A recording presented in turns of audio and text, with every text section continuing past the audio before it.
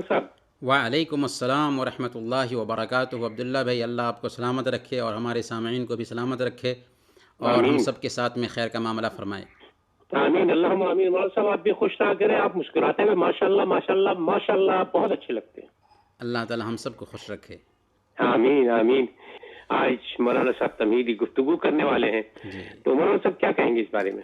جی عبداللہ بھائی، بہت سے لوگ اس دنیا میں اپنی خواہشوں اور چاہتوں کے لیے پلاننگ کرتے ہیں، صحیح پروجیکٹ تیار کرتے ہیں۔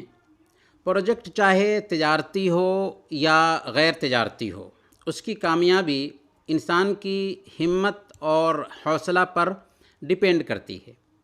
کتنے صحیح لوگوں نے معمولی پروجیکٹ سے کام شروع کیا اور کہاں سے کہاں تک پہنچ گئے، اور صحیح کتنے لوگوں نے اعلیٰ سے اعلیٰ پیمانے پر پروجیکٹ شروع کیا اور کچھ ہی دنوں میں ناکام ہو گئے۔ تو پروجیکٹ کبھی انفرادی ہوتا ہے، جیسے گھر بنانا، ملازمت حاصل کرنا، شادی کرنا یا تعلیم حاصل کرنا وغیرہ، اور کبھی اجتماعی نوعیت کا ہوتا ہے۔ لیکن زیادہ تر لوگوں کے یہ جو پروجیکٹ ہوتے ہیں فائنینشل ہوتے ہیں یا ذاتی نوعیت کے ہوتے ہیں، جن کا مقصد دنیا حاصل کرنا ہوتا ہے۔ البتہ ایک مسلمان کو چاہیے کہ وہ اپنی آخرت کے لیے پروجیکٹ بنائے۔ ہر مسلمان کو چاہیے کہ وہ اپنی اخروی نجات کے لیے پروجیکٹ بنائے، اور یہی وہ پروجیکٹ ہے جس کے بارے میں آج ہم بات کرنا چاہتے ہیں۔ اس پروجیکٹ کا آئیڈیا یہ ہے کہ یہ ایک ایمانی اور نجی پروجیکٹ ہے، جس کے ذریعہ ایک بندہ مومن مختلف طرح کی عبادتوں اور وظائف کی مدد سے اپنے نفس کی تربیت کر سکتا ہے اور آخرت کی طرف گامزن رکھ سکتا ہے اپنے آپ کو۔ صحیح اس پروجیکٹ کا لانگ ٹرم ٹارگٹ یہ ہے کہ اللہ رب العالمین کے لیے بندگی کو خالص کر لیا جائے، کیونکہ ہم بندے ہیں اور ہماری زندگی کا مقصد اپنے رب کی بندگی ہے۔ وما خلقت الجن والانس الا لیعبدون، میں نے جنات اور انسان کو محض اس لیے پیدا کیا کہ وہ میری بندگی کریں۔ جبکہ اس پروجیکٹ کا شارٹ ٹرم ٹارگٹ 3 ہوگا۔ پہلے نمبر پر اللہ کی رضامندی حاصل کرنا، دوسرے نمبر پر موت تک دین پر استقامت اور ثابت قدمی، اور تیسرے نمبر پر ہر حالت میں اللہ کا ڈر اور اس کی نگرانی کا احساس دل میں بیدار رہے۔ محترم بھائیوں اور بہنوں، یہ پروجیکٹ بڑی اہمیت کا حامل ہے۔ مومن کا یہ جو پروجیکٹ ہے بڑی اہمیت کا حامل ہے۔ اس کی سب سے پہلی اہمیت یہ ہے کہ یہ اللہ کی اجازت سے آخرت میں جنت میں داخلے اور جہنم سے نجات کا سبب بنے گا، بشرطے کہ ہم اس کو اپنے پریکٹیکل لائف میں جگہ دیں۔ دوسرے نمبر پر اللہ کے اوامر کی تابعداری اور رسول پاک صلی اللہ علیہ وسلم کی اتباع نصیب ہوگی، اور تیسرے نمبر پر نفس، خواہشات اور شیطان پر غلبہ بھی مل جائے گا۔ کسی کے ذہن میں یہ سوال پیدا ہو سکتا ہے کہ آخر اس پروجیکٹ کی ضرورت کیا ہے ایک مومن کو؟ تو یہ پروجیکٹ جس کی بات ہم کر رہے ہیں، اسے تیار کرنے کی ضرورت اس لیے پیش آئی کہ آج ایک انسان کے سامنے نت نئے فتنے جنم لے رہے ہیں، اور وہ ان فتنوں کا آسانی کے ساتھ شکار ہو جاتا ہے۔ دوسرے نمبر پر ایمان میں کمزوری کے مظاہر بھی عام ہو رہے ہیں۔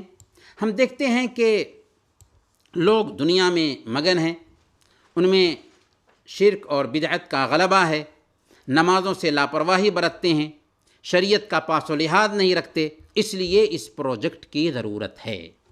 تیسرے نمبر پر زیادہ سے زیادہ تعداد میں ہم دیکھ رہے ہیں کہ اچانک موت کے واقعات ہمارے سامنے میں آتے ہیں۔ صحیح کیا پتہ کہ توبہ کرنے کا موقع بھی ہمیں نہ ملے اور ہمارے پاس اپنے رب کی طرف سے بلاوا آ جائے۔ اور چوتھے نمبر پر سماج کی دینی تربیت اور معاشرے میں دینی رجحان کے فروغ کے لیے اجتماعی پلاننگ اور منصوبہ بندی کی بھی کمی پائی جاتی ہے، اس لیے ضرورت ہے کہ ہر مسلمان کے پاس اپنا اخروی پروجیکٹ ہو۔ اس پروجیکٹ کو کامیاب کرنے کے لیے ہمیں کیا کرنا ہوگا؟ کیا وسائل درکار ہیں؟ یعنی اگر ہم اس پروجیکٹ کو کامیاب بنانا چاہتے ہیں اور اس کا فائدہ اپنی زندگی میں دیکھنے کے خواہش مند ہیں تو اس کے لیے ہمیں کیا کرنا ہوگا؟ بس 4 کاموں کو اپنی زندگی میں جگہ دیں، اپنے پریکٹیکل لائف میں جگہ دیں، انشاءاللہ یہ پروجیکٹ کامیاب رہے گا۔ سب سے پہلے نمبر پر اطاعت کے کاموں کی پابندی کریں۔ اللہ اور اس کے رسول نے جن کاموں کا حکم دیا ہے ان کو اپنی زندگی میں برت کے رکھیں اور نیکیوں کے کام کریں، خاص طور پر 5 وقت کی نمازوں کی وقت پر پابندی کریں۔ دوسرے نمبر پر گناہوں کو چھوڑ دیں، کیونکہ گناہوں سے دل سیاہ ہو جاتے ہیں۔ گناہ روزی سے محرومی کا سبب بنتا ہے۔ گناہ کے سبب ہماری دعائیں بھی قبول نہیں ہوتی۔ جب بھی میں کہتا ہوں اے اللہ میرا حال دیکھ، حکم ہوتا ہے کہ اپنا نام اعمال دیکھ۔ سبحان اللہ، سبحان اللہ۔ تیسرے نمبر پر روزانہ قرآن کریم کی تلاوت کریں۔ چند آیات ہی صحیح، لیکن روزانہ قرآن کریم کی تلاوت کو اپنا معمول بنا لیں۔ اگر قرآن کی تلاوت اس کے مفہوم کو سمجھتے ہوئے کریں تو بہت اچھا۔ قرآن میں ہدایت ہے، قرآن میں دلوں کی بیماریوں کا علاج ہے، قرآن ایک انقلابی کتاب ہے۔ قرآن سے تعلق پیدا کریں گے تو زندگی میں انقلاب آ جائے گا۔ اور چوتھے نمبر پر لگاتار نوافل کا اہتمام کریں۔ فرائض اور واجبات کی ادائیگی کے ساتھ ساتھ نوافل کا اہتمام بندے سے اللہ کی محبت کی دلیل ہوتی ہے۔ عطار ہو، رومی ہو، رازی ہو، غزالی ہو، کچھ ہاتھ نہیں آتا بے آہ سحرگاہی۔ واہ واہ واہ واہ، سبحان اللہ۔ اب سوال یہ ہے کہ اس پروجیکٹ کی مدت کتنی ہے؟ تو ابھی ہم عرض کر چکے ہیں کہ یہ لانگ ٹرم پروجیکٹ ہے جس پر عمل کی شروعات جوانی کے شروع ہونے سے ہوتی ہے اور اس وقت تک رہتی ہے، یعنی اس وقت تک اس پر عمل ضروری ہے جب تک جسم سے روح نہ نکل جائے، تب تک اس پروجیکٹ پر عمل کرنا ایک مومن کے لیے ضروری ہے۔ صحیح۔ اس پروجیکٹ میں ٹارگیٹ کن لوگوں کو بنایا جائے گا؟ تو پروجیکٹ کے ٹارگیٹ جو ہوں گے، ہر مسلمان عاقل اور بالغ ہوگا، یعنی اس پروجیکٹ کا خطاب ہر مسلمان مرد اور عورت سے ہے جو عقل مند ہیں، جو بالغ ہیں۔ اس پروجیکٹ کی ضروریات کیا ہیں؟ پروجیکٹ کی ضروریات 3 ہیں۔ پہلے نمبر پر سچی عزیمت اور خالص نیت، یعنی آپ کا حوصلہ بلند ہو، آپ کے ارادہ میں پختگی پائی جاتی ہو اور خلوص نیت کے ساتھ اس پروجیکٹ پر عمل شروع کر دیں۔ دوسری ضرورت نیک لوگوں کی صحبت اختیار کریں، یعنی آپ نیک لوگوں کی سنگت میں رہیں، کیونکہ صحبت صالح ترا صالح کند۔ نیک لوگوں کی صحبت اختیار کریں گے تو آپ بھی نیک بنیں گے، اور نیک ساتھی عطر فروش کے جیسے ہے جو یا تو آپ کو خوشبو دے دے گا یا آپ اس سے خرید لیں گے، یا اس کی خوشبو آپ کو کم سے کم پہنچتی رہے گی۔ اس کی تیسری ضرورت یہ ہے کہ ایک مسلمان کے پاس اتنا علم ہونا چاہیے، اتنی جانکاری ہونی چاہیے جتنی جانکاری سے شریعت پر وہ عمل آسانی کے ساتھ کر سکتا ہو۔ اس پروجیکٹ پر عمل کرنے کے لیے دین کی بنیادی جانکاری ضروری ہے، اور اس حد تک کہ ایک بندہ اس پر عمل کر سکے، اور اس حد تک دین سیکھنا ضروری بھی ہے۔ اللہ کے نبی صلی اللہ علیہ وسلم فرماتے ہیں، سنن ابن ماجہ کی روایت ہے، طلب العلم فریضۃ علی کل مسلم، کہ علم سیکھنا ہر مسلمان پر فرض ہے۔ اب سوال یہ ہے کہ یہ جو پروجیکٹ ہم پیش کر رہے ہیں، پروجیکٹ کی کامیابی کے عوامل اور اس کے امتیازات کیا ہیں؟ اس پروجیکٹ کی کامیابی 4 اسباب پر ڈیپینڈ کرتی ہے۔ پہلا سبب دعا ہو، یعنی ہم دعا کرتے رہیں کہ اے اللہ ہمارے اس پروجیکٹ میں ہمیں کامیابی عطا فرما. توفیق اللہ کے ہاتھ میں ہے، اس لیے اسی سے توفیق کا سوال کریں. خاص طور پر رات کے آخری حصے میں اللہ رب العالمین سے دعا کریں، کیونکہ اس سے مانگنے والا کبھی ناکام یا نامراد نہیں ہوتا. جو بھی صحیح. اللہ تعالیٰ سے دین پر ثبات قدمی کا سوال کرتا ہے، اطاعت اور بندگی پر مدد مانگتا ہے، اللہ رب العالمین اس کی مدد ضرور فرماتا ہے. بے شک، دوسرا بے سبب شک. صبر کریں، یعنی صبر و تحمل سے کام لیں. اطاعت کے انجام دہی میں صبر کریں اور گناہوں کے ترک کرنے پر بھی صبر کریں، تقدیر پر بھی صبر کریں. تیسرے نمبر پر مجاہد نفس ہو، یعنی نفس امارہ کو آپ قابو میں رکھیں، خواہشات کو لگام دیں، اطاعت کے کاموں کے لیے خود کو تیار کریں، کیونکہ اگر آپ ریاضت کریں گے، اپنے نفس کو لگام دیں گے، کوشش کریں گے تو اللہ کی مدد ملے گی. اللہ خود فرماتا ہے والذین جاہدوا فینا لنہدینہم سبلنا، جو لوگ ہماری خاطر کوشش کرتے ہیں ہم ان کو اپنا راستہ دکھاتے ہیں. اور چوتھا سبب یہ ہے کہ عبادتوں کا اہتمام تنہائی میں، خلوت میں بھی کرنے کی کوشش کریں، کیونکہ سب کے سامنے عبادت کی انجام دہی آسان ہوتی ہے، لیکن خلوت میں جو عبادت ہوتی ہے اس کا مقام بہت زیادہ ہوتا ہے. اللہ کے نبی صلی اللہ علیہ وسلم ارشاد فرماتے ہیں من استطاع منکم ان یکون لہ خبء من عمل صالح فلیفعل، کہ تم میں سے جو کوئی استطاعت رکھتا ہو، طاقت رکھتا ہو کہ وہ چھپ کر نیک عمل کرے تو اسے کرنا چاہیے. خلوت صحیح. میں یا تنہائی میں اللہ کے ڈر سے آنسوؤں کا جاری ہونا، چھپا کر صدقہ اور خیرات کرنا، تنہائی میں اٹھ کر نمازیں پڑھنا، تلاوت کرنا، ذکر اور دعا کا اہتمام کرنا اور روزے رکھنا، یہ سب خلوت کی عبادتیں ہیں. اب سوال یہ ہے کہ ہم مومن کے لیے یہ جو اخروی پروجیکٹ پیش کر رہے ہیں، پروجیکٹ کی کامیابی میں حائل رکاوٹیں کیا ہیں؟ کیا کیا رکاوٹیں آتی ہیں اس پروجیکٹ کی کامیابی میں؟ تو پہلی رکاوٹ غفلت اور لاپرواہی ہے. غفلت نہیں آنی چاہیے. اگر غفلت آئے گی تو اس پروجیکٹ پہ عمل کرنا آسان نہیں رہے گا. غفلت تب آتی ہے جب ایک انسان اپنے مقصد زندگی سے غافل ہوتا ہے، جب دین کی عظمت اسے معلوم نہیں ہوتی ہے، جب اللہ کی ذات سے وہ ناواقف ہوتا ہے. اور دوسری رکاوٹ ٹال مٹول ہے. ایک مومن اپنا کام کل پر نہیں ڈالتا. کل نہ کر، کل کا کوئی بھروسہ نہیں. وہ اپنا کام وقت پر کرتا ہے، وہ ٹال مٹول نہیں کرتا، کیونکہ اسے پتہ نہیں کہ موت کب آ جائے اور عمل کرنے کی فرصت جاتی رہے. پھر کاہے کو پچھتاوا جب چڑیا چگ گئی کھیت. تیسری رکاوٹ اس پروجیکٹ کو عملی جامہ پہنانے میں دشمنوں کے سامنے کمزوری کا اظہار ہے. ہمارے دشمن کون ہیں؟ جو اصل دشمن ہیں. مومن کے 4 دشمن ہوتے ہیں، اس کا نفس، شہوت، شیطان اور دنیا. نفس کی چاہت کے سامنے ڈٹ جانا ہوگا، شہوت کو لگام دینا ہوگا، شیطان کو ذلیل اور رسوا کرنا ہوگا، اور دنیا کی فریب کاریوں سے دامن بچانا ہوگا. تب جا کر ہم اس پروجیکٹ کو شرمندہ تعبیر کر سکتے ہیں.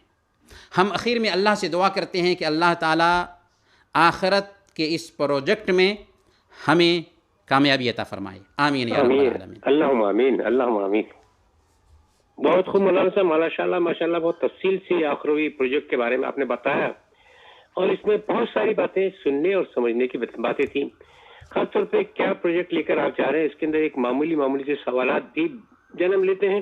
مگر مولانا صاحب ایک چھوٹا سا وقفہ لیں گے. وقفے کے بعد جب ہم لوگ آئیں گے تو کچھ کالرز بھی لیں گے اور آپ سے بات بھی ہوگی. اس کے علاوہ سامعین کرام آپ کو یہ بتاتے چلیں کہ مولانا صاحب سے بات کرنے کے لیے آپ ہمارا نمبر جو ہے 22457588 ڈائل کریں. اس وقت 224588، کیونکہ کال اوپن کر دی گئی ہے تو آپ اس پہ فون کر کے ہم سے رابطہ کر سکتے ہیں. 22457588.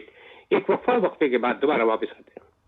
جیسا ایک دفعہ پھر آپ کا استقبال ہے. مولانا صفات عالم محمد زبیر ہمارے ساتھ موجود ہیں اور مولانا صاحب سے بھی کچھ بہت اہم سوالات کرنے بھی باقی ہیں، مگر اس سے پہلے کال لیں گے. ہلو، السلام علیکم ورحمۃ اللہ وبرکاتہ. وعلیکم السلام ورحمۃ اللہ وبرکاتہ. جی فاروق بھائی، نام بتائیے گا اپنا پورا. کیوں بتاؤں؟ مولانا صاحب پوچھ رہے ہیں.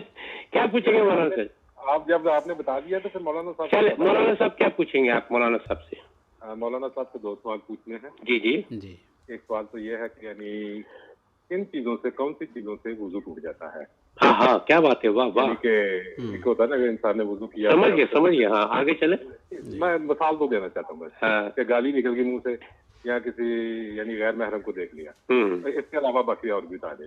اور دوسرا سوال میرا جو ہے نا وہ ہے، یعنی ہم نے پاکستان بھیجنا ہے تو مولانا صاحب سے درخواست ہے کہ جب اس کا جواب دیں تو یہ کہیں کہ یہ محمد رفیق کی طرف سے سوال ہے. صحیح ہو گیا.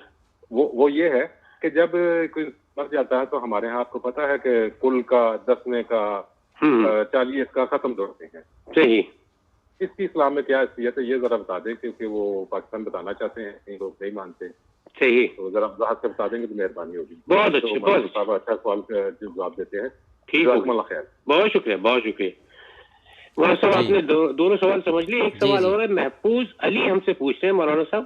جی جی. محفوظ علی ہم سے پوچھ رہے ہیں، وہ جو شادی کے بعد آتے ہیں نا لوگ 2 رکعت نماز پڑھتے ہیں گھر پہ آ کے نکاح کے بعد، تو اس کا طریقہ کیا ہوتا ہے اور کیا وہ پڑھنی چاہیے، کیسے پڑھنی چاہیے، اس کے بارے میں بتائیے گا. محفوظ علی صاحب پوچھ رہے ہیں. محفوظ علی صاحب پوچھ رہے ہیں، وہ فیس بک کے اوپر. جی جی ٹھیک ہے. سب سے پہلے فاروق بھائی نے 2 سوال پوچھا ہے. ان کا سب سے پہلا سوال ہے کن چیزوں سے وضو ٹوٹ جاتا ہے. وضو ٹوٹ جاتا ہے. جی جی ہاں، صحیح ہو گیا. کن چیزوں سے وضو ٹوٹ جاتا ہے، یعنی غیر محرم کو دیکھ لیں تو کیا وضو ٹوٹ جائے گا، گالی دیں تو کیا وضو ٹوٹ جائے گا. دیکھیں وضو کن چیزوں سے ٹوٹ جاتا ہے، اس کے حوالے سے چند چیز ہیں جن کو دھیان میں رکھنا ہے. سب سے پہلے نمبر پر پیشاب اور پیخانے کے راستے سے اگر کوئی چیز نکلتی ہے تو اس سے وضو ٹوٹ جائے گا. پیشاب ہو، پیخانہ ہو، مردی ہو، منی ہو، ودی ہو، حیض کا خون، یعنی جو چیز بھی پیشاب اور پیخانے کے راستے سے نکلتی ہے اس سے وضو ٹوٹ جائے گا. پہلے نمبر پر آپ کو دھیان میں رکھنا ہے.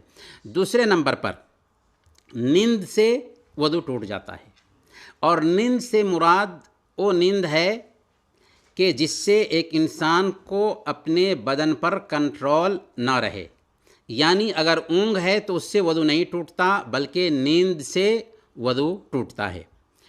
اور تیسرے نمبر پر بے ہوشی سے بھی وضو ٹوٹ جاتا ہے، یعنی ایک انسان کے اندر ہوش نہیں رہا تو بے ہوشی سے بھی وضو ٹوٹ جاتا ہے. اور چوتھے نمبر پر پیشاب اور پیخانے کے راستے پہ بغیر حائل کے اگر ہاتھ ڈال دیں تو اس سے بھی وضو ٹوٹ جاتا ہے.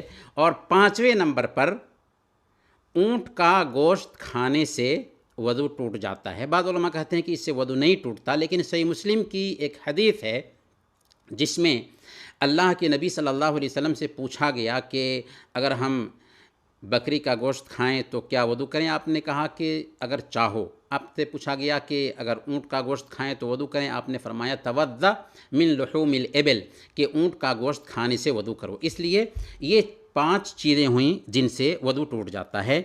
پر غیر محرم کو دیکھنے سے وضو نہیں ٹوٹتا، گالی دینے سے وضو نہیں ٹوٹتا. اور پچھلے ہفتہ ایک ساتھی نے پوچھا تھا کہ سگریٹ پینے سے کیا وضو ٹوٹ جاتا ہے. سگریٹ پینے سے بھی وضو نہیں ٹوٹتا، لیکن گالی دینا حرام ہے، غیر محرم کی طرف دیکھنا حرام ہے، سگریٹ پینا بھی حرام ہے. تو اگر کوئی حرام کام ہم کرتے ہیں تو اس کا مطلب یہ نہیں ہے کہ اس سے وضو بھی ٹوٹ جائے گا. حرام کام کرنا اس کا گناہ الگ ہے اور وضو کے ٹوٹنے کا مسئلہ الگ ہے. محمد فاروق صاحب نے ایک اور سوال پوچھا ہے کہ بہت سے لوگ مردے کی وفات کے بعد قل کراتے ہیں، 10ویں 40واں اور برسی کراتے ہیں، تو اس حوالے سے ہماری شریعت یہ پوچھا ہے کہ یہ سوال محمد رفیق کی طرف سے کیجیے گا. محمد رفیق صاحب نے پوچھا ہے.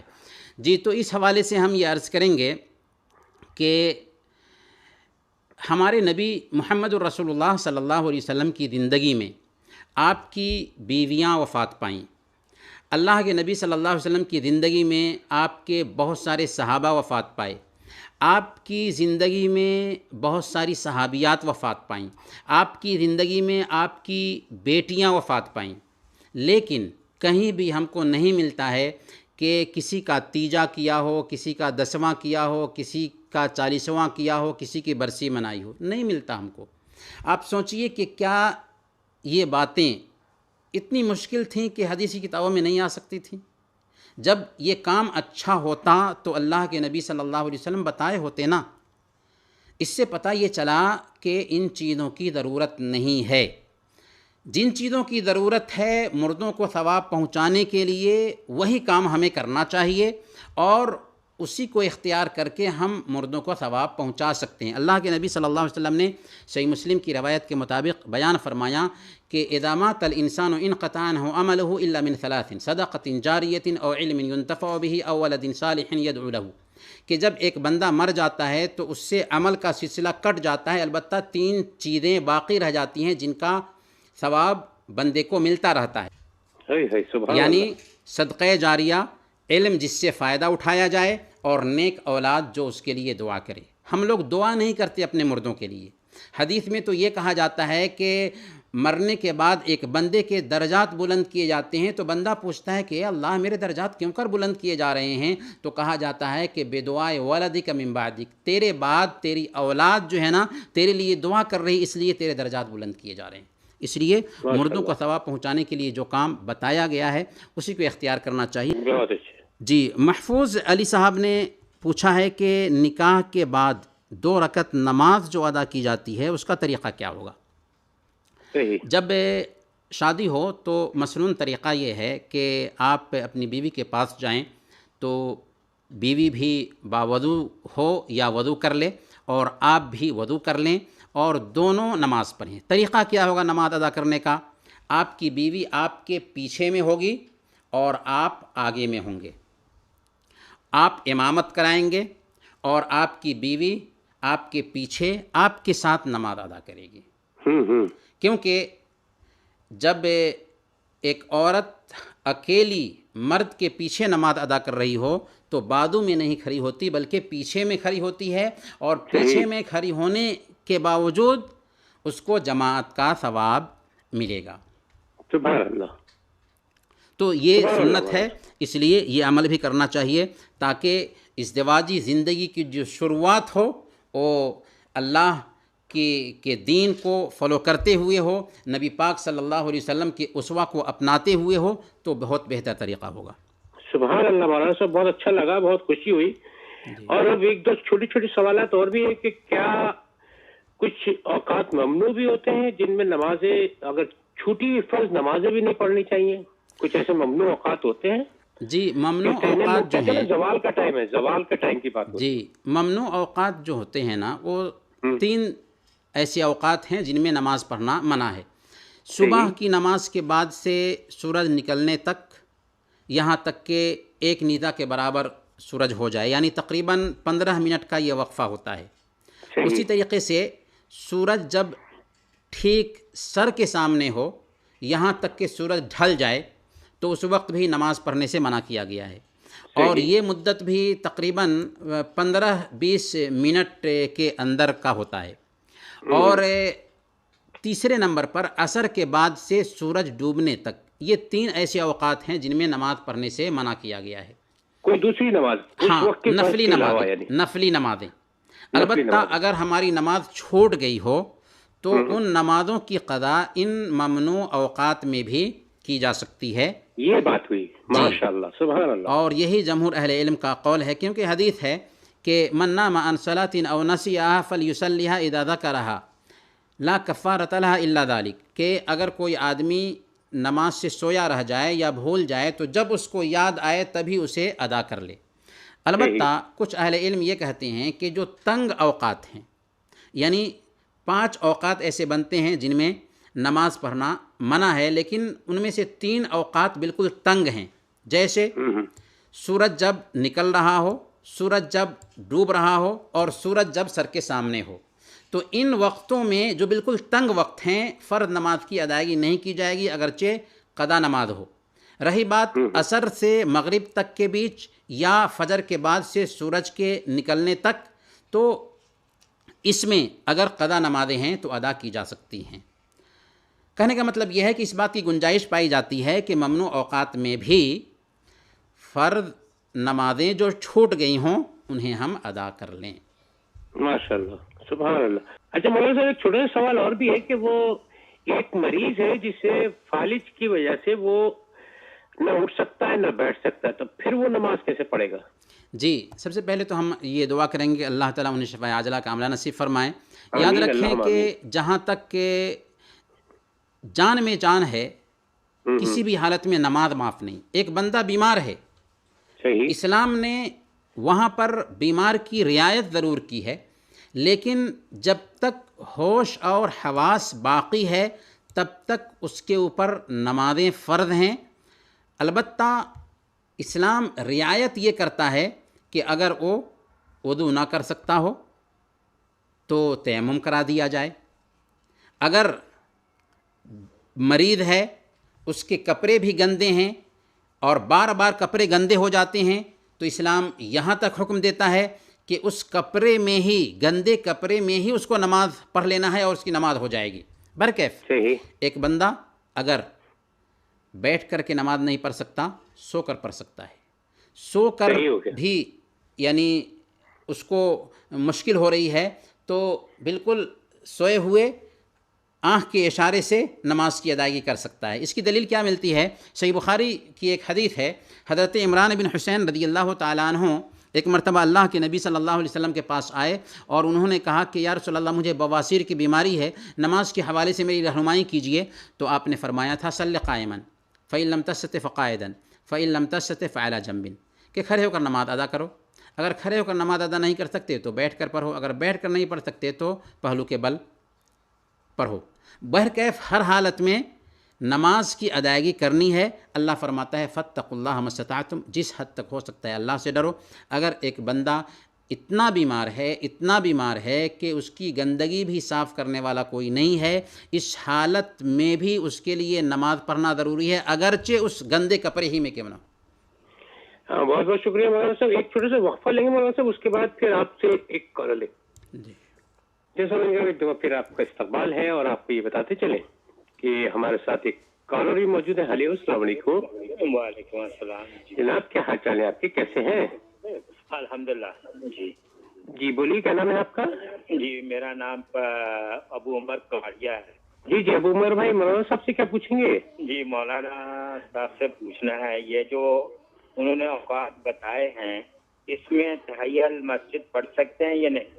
صحیح ہو گیا، بہت اچھے۔ اور کچھ سوال پوچھنا ہے؟ اچھا سوال ہے ماشاءاللہ۔ جی جی، کیونکہ ہم جاتے ہیں نا مغرب سے پہلے تو اکثر سب لوگ تحیہ المسجد پڑھتے ہیں۔ صحیح صحیح، مگر اذان سے پہلے پوچھنا چاہتا ہوں، نہیں، اذان سے پہلے کی بات کر رہے ہیں نا آپ؟ جی جی بہت شکریہ، بہت شکریہ۔ جی جی بہت شکریہ۔ جی جی جی جی مولانا صاحب، اس کا جواب دے دیں، پھر آپ سے ایک دو سوالات اور کروں گا۔ جی ابو عمر نے پوچھا ہے کہ اگر ممنوع اوقات میں ہم مسجد میں آتے ہیں تو کیا تحیۃ المسجد پڑھ سکتے ہیں یا نہیں؟ تو یہ وہ نماز ہے جس کو سببی نماز کہا جاتا ہے۔ جیسے طواف کی 2 رکعت بھی ہے کہ ایک بندہ طواف سے فارغ ہوتا ہے اور عصر کے بعد کا وقت ہے یا فجر کے بعد کا وقت ہے، تو جو سببی نمازیں ہیں وہ نمازیں ممنوع اوقات میں بھی پڑھی جا سکتی ہیں۔ اللہ کے نبی صلی اللہ علیہ وسلم نے ارشاد فرمایا اذا دخل احدکم المسجد فلا یجلس حتی یصلی رکعتین، کہ تم میں سے ایک آدمی اگر مجلس میں مسجد میں داخل ہوتا ہے تو بیٹھنے سے پہلے 2 رکعت ضرور پڑھ لے۔ تو یہ نماز جس کو تحیۃ المسجد کہا جاتا ہے، اس نماز کی اہمیت یہ ہے کہ یہ سببی نماز ہے، اس لیے ممنوع وقت میں بھی اگر مسجد میں جاتے ہیں اور ہم مسجد میں بیٹھنا چاہتے ہیں تو 2 رکعت پڑھ کر کے ہی مسجد میں بیٹھیں گے، کیونکہ یہ مسجد کا تحیہ ہے۔ صحیح۔ ایک کالر ہے مولانا صاحب ہمارے ساتھ۔ ہیلو، السلام علیکم ورحمۃ اللہ وبرکاتہ۔ خوش رہیے اور مسکراتے رہا کیجیے۔ آپ کو میری آواز آ رہی ہے؟ عمران بول رہا ہوں. جی عمران بھائی صاحب. آپ کو میری پیاری سی خوبصورت سی آواز آ رہی ہے آپ کے کانوں میں؟ ہاں آپ کی آواز آ رہی ہے. رس گھول لیے کانوں میں آپ کے یہ؟ نہیں صحیح ہے. مجھے آپ سے پوچھنا تھا جی کہ مولانا نے ابھی جو بتایا اونٹ کا گوشت کھانے سے وضو ٹوٹ جاتا ہے, تو کس وجہ سے, مطلب سعودی عرب میں ملتا ہے نا اونٹ کا گوشت؟ نہیں وہ تو سب جگہ ملتا ہے, پوری دنیا میں ملتا ہے. مولانا صاحب سے پوچھ کے بتاتا ہوں عمران بھائی, ٹھیک ہے؟ بہت بہت شکریہ. نمبر فون کیجیے گا. ٹھیک ہے ٹھیک ہے, ہو گیا. جی جی مولانا صاحب وہ کہہ رہے ہیں کہ اس کی کیا وجہ ہے کہ اونٹ کا ہاں گوشت جی کھانے سے کیا وضو وجہ ٹوٹ ہے. جاتا ہے؟ جی ہمارے دین میں کچھ ایسی چیزیں ہیں جس کی حکمت ہم کو سمجھ میں آتی ہے, اور کچھ چیزیں ایسی ہیں جس کی حکمت ہم کو سمجھ میں نہیں آتی. صحیح ہو گیا. جس کی حکمت جو سمجھ میں نہیں آتی ہے نا, اس کا فلسفہ کیا ہے؟ اس کا فلسفہ صرف ایک ہے کہ ہم نے جو کلمہ پڑھا ہے وہ کلمہ ہے ایک اللہ کی عبادت کریں گے, اور رسول اللہ صلی اللہ علیہ وسلم کے طریقے کے مطابق ہماری یہ عبادت ہوگی. تو جب ہم نے یہ کلمہ پڑھ لیا کہ ایک اللہ کی عبادت, رسول اللہ صلی اللہ علیہ وسلم کی اطاعت, تو گویا کہ اللہ کے نبی صلی اللہ علیہ وسلم اور اللہ رب العالمین جو بتا دے اس کے سامنے میں ہمیں سر ٹیک دینا ہے. اور مسلم کا عربی زبان میں ایک معنی ہوتا ہے نکیل زدہ اونٹنی, یعنی ایسی اونٹنی جس کے ناک میں نکیل ڈال دی گئی ہو. ہمارے ناک میں اللہ اور اس کے رسول کے احکام کی نکیل ڈال دی گئی ہے. اب ہم آزاد نہیں ہیں, اللہ اور اس کے رسول جہاں بیٹھائیں گے وہیں ہمیں بیٹھنا ہے. جیسے ایک اونٹ کا سوار اپنی اونٹنی کو جہاں بیٹھاتا ہے وہیں بیٹھتی ہے. سبحان اللہ. آپ پہ عبداللہ بھائی اس بات کو ہم ذرا اور آگے بڑھانا چاہیں گے, کیونکہ عام طور پر ایسی غلط فہمی آتی ہے. آپ ایک ڈاکٹر کے پاس جاتے ہیں اور ڈاکٹر آپ کو دوا دیتا ہے اور کہتا ہے کہ اس دوا کو 4 مرتبہ کھانا ہے, اس دوا کو 1 مرتبہ کھانا ہے, اور اس دوا کو 2 مرتبہ کھانا ہے. جیسے ڈاکٹر نے دوا کی تشخیص کی ہوئی ہے ویسے ہی آپ اس دوا کا استعمال کرتے ہیں. یہ نہیں پوچھتے کہ آخر یہ دوا 4 مرتبہ کیوں, یہ دوا 2 مرتبہ کیوں, اور یہ دوا 1 مرتبہ کیوں, کیونکہ آپ کو ڈاکٹر کی تشخیص پر یقین ہے. بالکل اللہ رب العالمین جو ہمارا خالق اور مالک ہے وہ حکمت کو جانتا ہے. الا یعلم من خلق وهو اللطیف الخبیر, کیا وہی نہ جانے جس نے پیدا کیا اور وہ باریک بھی اور خبر رکھنے والا ہے. تو کچھ چیزیں ایسی ہوتی ہیں جن کی حکمت ہم کو معلوم نہیں ہوتی, اور بہت ساری ایسی چیزیں ہیں جن کی حکمت ہم کو معلوم ہے. ہمیں اللہ اور اس کے رسول کے حکم کے سامنے سر ٹیک دینا چاہیے اگر کسی کام کی حکمت سمجھ میں نہ آ رہی ہو تو, ورنہ اس کی بھی حکمت علماء بیان کرتے ہیں لیکن اس کی طرف ہمیں جانے کی ضرورت نہیں ہے. صحیح. اچھا مولانا صاحب نے وہ سردی ہو رہی ہے کافی زیادہ, جی اس کے بعد اس کے حوالے سے کیا کہیں گے؟ ٹھنڈ لگ رہی ہے لوگوں کو. جی ہاں بالکل عبداللہ بھائی, اس حوالے سے سب سے پہلے تو ہم یہ عرض کریں گے کہ ٹھنڈی سے بچاؤ اختیار کریں. ٹھنڈی بھی دشمن ہے جس میں آسانی سے سرایت کر جاتی ہے, خاص طور پر آج کے دن ٹھنڈی زیادہ ہے, اس لیے ٹھنڈی سے بچاؤ اختیار کریں. حضرت عمر فاروق رضی اللہ تعالیٰ عنہ موسم سرما کے آتے ہی اپنے عاملوں کو باضابطہ خط لکھتے تھے کہ ٹھنڈی سے بچاؤ اختیار کرو. دوسری بات ہم یہ عرض کریں گے کہ ٹھنڈی کا دن ہے اور ہم اس میں ہیٹر وغیرہ کا استعمال کرتے ہیں, اور لائٹ وغیرہ بھی جلتی ہی ہے گھر میں. سونے جائیں تو ہیٹر بجھا دیں اور لائٹ بھی آف کر دیں, کیونکہ اللہ کے نبی صلی اللہ علیہ وسلم نے ارشاد فرمایا لا تترکوا النار فی بیوتکم حین تنامون, کہ سوتے وقت اپنے گھر میں آگ مت رکھو, یعنی آگ مت جلنے دو. اور ہیٹر اور بلب کا بھی یہی حکم ہوگا, اس لیے سونے سے پہلے ہیٹر بند کر دیا جائے اور بلب وغیرہ بھی آف کر دیے جائیں. اور اس حوالے سے ہم یہ عرض کریں گے کہ ٹھنڈی کا موسم ہے تو جہنم کو یاد کریں. ٹھنڈی کا موسم ہے تو جہنم کو یاد کریں, کیونکہ جہنم میں زمہریر بھی ہے, یعنی ٹھنڈی کا بھی عذاب ہے. لہذا ٹھنڈی لگتی ہے تو جہنم کے عذاب کو یاد کر کے جہنم سے بچاؤ کی کوشش کریں. عبداللہ بھائی شاید وقت بہت بہت شکریہ. بس ہمارا وقت ختم ہوا چاہتا ہے مولانا صاحب, آخری 10 سیکنڈ باقی, کیا کہیں گے؟ اللہ رب العالمین سے ہم دعا کرتے ہیں کہ الہ العالمین ہم سب کے ساتھ خیر کا معاملہ فرما, اور ہم سب کو زندہ رکھنا تو ایمان پر زندہ رکھنا, وفات دینا تو ایمان پر وفات دینا. آمین یا رب العالمین. سب اگلے جمعے کو پھر حاضر ہوں گے, اس وقت کے لیے